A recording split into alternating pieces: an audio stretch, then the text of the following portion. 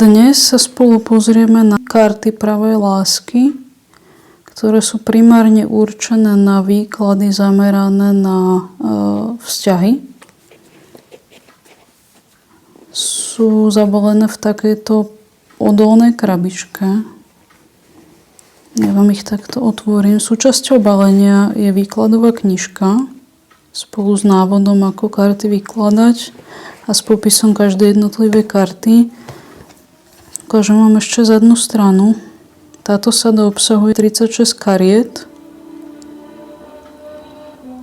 Nechám vám čas, aby ste si to mohli prečítať. Tento popis je vlastne ten istý, ktorý je potom aj na zadnej strane tej výkladovej knižky.